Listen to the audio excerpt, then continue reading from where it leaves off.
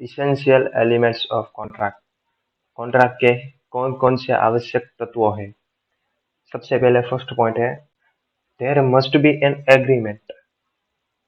एक एग्रीमेंट होना ही चाहिए, ओसा मोसा एक एग्रीमेंट होना ही चाहिए। There must be an agreement, क्योंकि एग्रीमेंट के बिना कॉन्ट्रैक्ट संभव नहीं है, नहीं बन सकता contract. An agreement is the first essential elements of valid contract. या there should be an agreement between two parties. दोनों पार्टी के बीच में एक एग्रीमेंट होना ही चाहिए, तभी कॉन्ट्रैक्ट बनता है। In simple words, there should be an offer and its acceptance in the contract. जो कि एग्रीमेंट की बात करते हैं, एग्रीमेंट में क्या होता है, ऑफर होता है और उसका एक्सेप्टेंस होता है।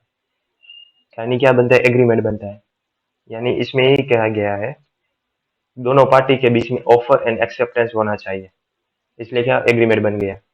या अब एग्जाम्पल की बात करें तो first example, A offer to sell his car to B. A offer कर रहा है बी को अपनी कार बेचने के लिए for ₹2 lakh. B accept this offer, this is called offer and acceptance. या second example, A offered to sell his car to B for ₹2 lakh, and B does not accept the seller. Allah, sorry, and B does not accept the offer. B ने accept नहीं की offer. This is not a contract because in this case there is only offer. इसने B ने accept नहीं किया, इसलिए क्या होगा, एग्रीमेंट होने के लिए क्या होना चाहिए, ऑफर एंड एक्सेप्टेंस होना चाहिए। ऑफर तो हो गया है इस केस में, एक्सेप्टेंस नहीं हुआ, इसलिए कॉन्ट्रैक्ट नहीं बन सकता और एग्रीमेंट भी नहीं बन सकता क्योंकि एक्सेप्टेंस नहीं हुआ है। And there is no acceptance of offer. Second point की बात करें तो सेकंड पॉइंट है टू पार्टीज। टू पार्टीज होनी चाहिए, कॉन्ट्रैक्ट बनने के लिए क्या होना चाहिए, two parties, at least two party होनी ही चाहिए। One can not contract with himself. कोई भी इंसान अकेला हो वो खुद से कॉन्ट्रैक्ट नहीं कर सकता, सामने वाला बंदा चाहिए चाहिए चाहिए, दो पार्टी होनी चाहिए, मैं या और। खुद अकेला इंसान कॉन्ट्रैक्ट नहीं कर सकता। One can not contract with himself, one can not contract himself.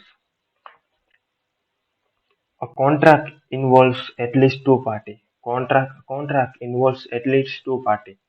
Contract में टू पार्टीज होनी ही चाहिए at least.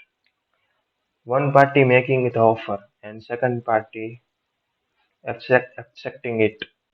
One party making offer and second party accept.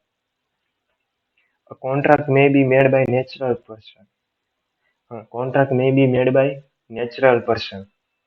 Contract किसके द्वारा किया जा सकता है, कॉन्ट्रैक्ट किसके द्वारा किया जाना चाहिए, और नेचुरल पर्सन, वो कोई मशीन नहीं होनी चाहिए, रोबोट नहीं होना चाहिए, और कोई नेचुरल पर्सन होना चाहिए जैसे आप और मैं। या and by other person having legal existence. और जो भी कोई अदर पर्सन है जो कि लीगल एग्जिस्टेंट है, यानी कि कायदे द्वारा अमलમાં હોય તેવી વ્યક્તિ, કૃત્રિમ व्यक्ति गुजराती में बोलूँ तो, कृत्रिम व्यक्ति यानी कि जो कंपनी है वो भी एक पर्सन की पर्सन के नाम से जाना जाता है, वो भी एक पर्सन है। कंपनी जैसे कि टाटा है वो भी पर्सन है, वो कॉन्ट्रैक्ट कर सकता है। Example, companies and universities etcetera. Okay, example दिया है इसमें, when on dissolution of partnership, જ્યારે ભાગીદારીનું વિસર્જન થાય છે, the asset of the firm were divided among the party. ત્યારે જે અસેટ હતી, ફર્મની અસેટ, એ ડિવાઇડેડ કરવામાં આવી જેટલા પણ ભાગીદાર હતા, પાર્ટનર્સ હતા એના ભાગમાં. The sales tax officer, the sales tax officer wanted to tax this transaction. वो क्या करना चाहता था, जो सेल टैक्स ऑफिसर है, ये जो અસેટ વહેંચવામાં આવી છે એનું ફાળવણી એપ્રિસિએશન કરવામાં આવ્યું છે એમાં એ ટેક્સ ઉમેરવાનો હતો, ટેક્સ ઉમેરना चाहता था, इसलिए it was held that it was not a sale. ये सेल नहीं है, इसमें टैक्स नहीं उमेरा जा सकता क्योंकि ये कोई बायर और सेलर की ट्रांजेक्शन नहीं है, कॉन्ट्रैक्ट नहीं है। ये तो पार्टनर्स की असेट है, उसकी है। वो अपने अपने तरफ से जो फाळवनी कर रहे हैं, इसमें कहाँ शेयर हो गया? उसकी असेट है। इसलिए it was held that it was not a sale. The partners being joint owner of this asset. Partners क्या है? जॉइंट ओनर्स है आ असेटના. Can not be both buyer and seller. આ કઈ બાયર એન્ડ સેલરનું ટ્રાન્ઝેક્શન નથી. યા third point, certainty of meaning. Certainty એટલે ચોક્કસતા, મીનિંગની ચોક્કસતા હોવી જોઈએ. The agreement must be certain and not vague or indefinite. Agreement હોવું જોઈએ એ ચોક્કસ હોવો જોઈએ. Agreement there must be a certain, ચોક્કસ હોવો જોઈએ. and not vague. vague यानी कि अस्पष्ट ન હોવો જોઈએ. and indefinite અચોક્કસ ન હોવો જોઈએ, ચોક્કસ હોવો જોઈએ, certain હોવો જોઈએ. Example: A agreed to sell to B 100 tons of oil. Yeah, there is nothing certain. 100 tons of oil A sell to B. 100 tons of oil वो बेचना चाहता है बी ने. There is nothing certain.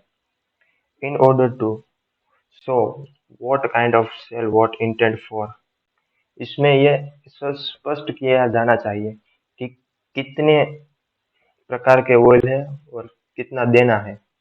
वो A agree to sell B. Second example: A agree to sell B his car for rupees 5 lakh or 7 lakh. This agreement is not certain. क्योंकि एने agree किया cell, एने agree किया बेचने के लिए. किसको? बी को. कार बेचनी है 5 लाख और 7 लाख. उसमें ये सर्टेन नहीं है. सिर्फ एक कीमत बताओ, दोनों नहीं. 5 लाख या 7 लाख कौन सा रखना है? वो दोनों बताएंगे तो बायर कंफ्यूज होगा. सिंपल सी बात है. इसलिए सर्टेन नहीं है. This agreement is not certain because the price is not fix. In this case the agreement is not valid as it is uncertain. Okay. Fourth point: possibility of performance. possibility of performance. जवाब possibility એટલે संभावना. Performance यानी कि जो contract किया है उसकी संभावना, कामगिरी. The performance of an agreement must be possible. The performance है એગ્રીમેન્ટનું એ પોસિબલ હોવું જોઈએ. જે માટે કોન્ટ્રાક્ટ કરવામાં આવ્યો એ કામ થવું જોઈએ, કામ થાય એવું હોવું જોઈએ. સમજ્યા? The performance of an agreement must be possible. If the performance of an agreement is not possible, then it cannot be enforceable by law. जो परफॉर्मेंस है एग्रीमेंट का ये पॉसिबल नहीं है तो इसको कायदा द्वारा अमल नहीं किया जा सकता. It is not enforceable by law. Okay. It mean it is not valid. It's mean it is not valid. इसका जो भी कॉन्ट्रैक्ट होता है वो पॉसिबल होना चाहिए. नॉट पॉसिबल होगा तो it is not enforceable by law. Okay. Possibility of performance. Example है A agree with B to discover a treasure by magic. ओ या ए है ये बी ने કહે છે હું ટ્રેઝ્યુર બાય મેજિક હું ખજાનો શોધી દઉં તને. આ કામ કાયદા દ્વારા અમલ ન કરી શકાય. ખજાનો શોધવો, જાદુ કરવું, જાદુ થોડું કાયદા દ્વારા અમલ થાય. In consideration B agreed to pay 5,000 और बी तैयार થઈ ગયો 5,000 દેવા માટે. જાદુ કરે એટલે magic to A. It is not a valid agreement as its performance is impossible. इसका परफॉर्मेंस है वो इम्पॉसिबल है, इसलिए it is not a valid agreement. क्या पॉइंट था ये? Possibility of performance. या possibility of performance. Free consent. Main point free consent. हम पॉइंट क्या देख रहे हैं पता है आपको? इसेंशियल एलिमेंट्स ऑफ कॉन्ट्रैक्ट, आवश्यक तत्व ऑफ कॉन्ट्रैक्ट. इसमें क्या था? सबसे पहले था there must be an agreement. कोई भी एग्रीमेंट होना चाहिए. Two parties at least two party होनी चाहिए. સર્ટેનિટી ઓફ મિનિંગ, ચોક્કસ મિનિંગ હોવો જોઈએ, એગ્રીમેન્ટ ચોક્કસ હોવું જોઈએ, और possibility of performance થવું જોઈએ. Yeah. Free consent, fifth point है free free consent. Free consent यानी कि माइंड से फ्री होना चाहिए, कोई धमकी बमकी नहीं होनी चाहिए, फ्री फ्री कॉन्ट्रैक्ट होना चाहिए, किसी के दबाव में कॉन्ट्रैक्ट कर रहे हैं ऐसा नहीं होना चाहिए, अपने मन से कर रहे हैं, अपनी इच्छा से कर रहे हैं, इसका मीन फ्री कंसेंट. कंसेंट यानी कि मंजूरी, सम्मति, जो भी आप ले सकते हैं. फ्री कंसेंट उसका अदर वर्ड्स है, उसके और नाम से बोला है तो consensus ad idem, consensus ad idem, it means meeting of mind. देखते हैं point. There must be consensus ad idem of the party, यानी कि there must be free consent of the party. Party का, दोनों पार्टी का free consent होना चाहिए, कोई दबाव में नहीं होनी चाहिए कोई भी party. It means the party must agree upon the same thing. It means the party must agree upon the same thing and in the same sense. Party agree હોવી જોઈએ સેમ થિંગ, એક જ વસ્તુ માટે और હરખો इरादो होવો જોઈએ, सेम सेंस दोनों पार्टी नो. ऐसा नहीं है कोई किसी को फ्रॉड कर रहा है, ऐसा नहीं. सबका सेम सेंस होना चाहिए और सेम थिंग, एक ही वस्तु होनी चाहिए. એટલે जो पार्सल की बात की जा रही है, टीवी की बात की रही है, एग्जाम्पल तरीके टीवी की बात की जा रही है, तो टीवी ही होना चाहिए, उसमें फ्रिज नहीं होना चाहिए. नहीं तो क्या होगा, दोनों पार्टी के बीच डिस्प्यूट होगा, मिस्टेक होगी अंडरस्टैंड के मामले में. इसलिए it mean the party must agreed upon the same thing and in the same sense. या free consent. Two or more person are said to consent. Two or more persons are said to consent when they upon agree the same thing and same sense. मैंने जो बोला वो. Further, such consent must be free. Further, such consent must be free હોવું જોઈએ, મંજૂરી free હોવી જોઈએ, સંમતિ ફ્રી હોવી જોઈએ. Consent would be considered as a free consent. Consent ક્યારે free કહેવાય, free consent ક્યારે કહેવાશે, તેની માટે આ કારણ છે, फिफ्थ कारण है, फिफ्थ रीजन है, वो नहीं होनी चाहिए. मैं जो आपको फिफ्थ पॉइंट बताने वाला हूँ, मैं आपको जो फिफ्थ पॉइंट बताने वाला हूँ वो इसमें नहीं होंगे कॉन्ट्रैक्ट में, तो क्या होगा, फ्री कंसेंट होगा. अगर वो हो गए पॉइंट तो क्या होगा, फ्री कंसेंट नहीं होगा, इसलिए कॉन्ट्रैक्ट नहीं हो सकता. ये पॉइंट हो गए तो, अगर ये पॉइंट नहीं है तो आप कॉन्ट्रैक्ट कर सकते हैं. Enforceability by law. Enforceability by law. First point coercion यानी बलजबरी. ये सभी पॉइंट मैं आगे की वीडियो में बताऊंगा. अभी शॉर्ट में कोवर्जन यानी कि बलजबरी, धमकी आपकी. किसी भी कॉन्ट्रैक्ट में धमकी है, कोवर्जन है, तो वो कॉन्ट्रैक्ट नहीं कहलाएगा क्योंकि फ्री कंसेंट नहीं है. अनडू इन्फ्लुएंस, अनुचित प्रभाव. अनडू इन्फ्लुएंस यानी कि छोटा सा एग्जांपल देता हूँ. कोई गुरु है और उसका भक्त है. भक्त है इसलिए भक्त क्या करेगा, गुरु की सभी बातें मानेगा, इसलिए गुरु उसका लाभ उठा सकता है. क्या कहेगा, मुझे इतने पैसे दो, तो वो दे देगा क्योंकि वो उसका भक्त है. इसको क्या बोलते हैं, अनडू इन्फ्लुएंस. ये जब होगा तो कॉन्ट्रैक्ट नहीं होगा. Enforce, it is not enforceability by law. होगा, समझ रहे हो. फ्रॉड, फ्रॉड फ्रॉड तो आपको पता ही है, होता ही है. फ्रॉड होगा तो फ्री कंसेंट नहीं है ऐसा माना जाएगा. मिस रिप्रेजेंट, गैर रजूआत. मिस रिप्रेजेंट, खोटी जानकारी आपकी कॉन्ट्रैक्ट में, तो ये कॉन्ट्रैक्ट नहीं होगा. मिस्टेक, मिस्टेक थे अंडरस्टैंड के मामले में. किसी ने टीवी की बात की और वो किसी ने एलईडी की बात की और वो सामने वाला समझ रहा था कि एलसीडी की बात, तो ये क्या है, मिस्टेक है अंडरस्टैंड के मामले में, तो ये कॉन्ट्रैक्ट नहीं होगा. In a such a case, no agreement comes into existence because in a such a case, no agreement come into existence. આ એગ્રીમેન્ટ એક્ઝિસ્ટન્સમાં આવશે નહીં, કેમ કે પ્રી કન્સેન્ટ નથી. આ 5th પોઈન્ટ. there is no free consent. Meeting of mind is equal to consent. या अब इसका एक एग्जांपल है वो देता हूँ. A has 2 cars, one black and one white. एक के पास 2 कार है, एक ब्लैक और white. A has 2 cars, one black and one white. he offered to sell. તેને ઓફર કરી સેલ માટે, વેચવા માટે. ટુ બી એક જ કાર. એ પાસે 2 કાર છે અને એક કાર વેચવા માટે કાઢી બી ને. અને while making the offer, જ્યારે ઓફર બનતી હતી ત્યારે A had black car in a mind. જ્યારે ઓફર થતી હતી બીની સાથે, એના મગજમાં શું હતું, મારે બ્લેક કાર વેચવી છે, મારે બ્લેક કાર સેલ કરવી છે. અને but B accepted. B accept કર્યું તો offer by me. But B accepted તો offer by thinking while a car. B accepted કર્યું ઓફર. બી એક્સેપ્ટ કરી ઓફરને by thinking a white car. B એમ સમજતો તો મને વ્હાઇટ કાર મળવાની છે, और એ એમ સમજતો તો મારે બ્લેક કાર સેલ કરવાની છે. या इट इज अ क्या, इट इज अ मिस्टेक.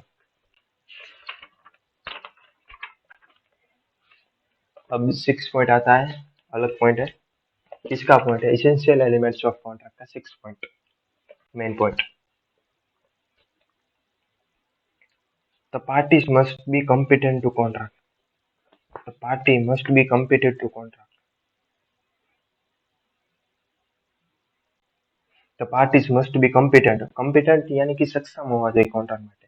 दोनों पार्टी है वो कॉन्ट्रैक्ट માટે सक्षम होवी चाहिए, यानी कि माइनर नहीं होनी चाहिए, 18 साल से कम नहीं होना चाहिए, 18 साल से ज्यादा की उम्र के होने चाहिए. इसे सक्षम कहा जा सकता है. और सक्षम में और भी पॉइंट आते हैं, देखते हैं. The party must be competent to contract. Party हो दोनों पार्टी कॉम्पिटेंट होनी चाहिए कॉन्ट्रैक्ट માટે. Competent means that the party must be capable to entering into contract. The party capable હોવી જોઈએ. capable यानी कि સક્ષમ હોવી જોઈએ to entering a contract. કોન્ટ્રાક્ટમાં પ્રવેશ કરવા માટે. If the party are not competent to contract, તો પાર્ટી સક્ષમ નથી કોન્ટ્રાક્ટ કરવા માટે, then no valid contract.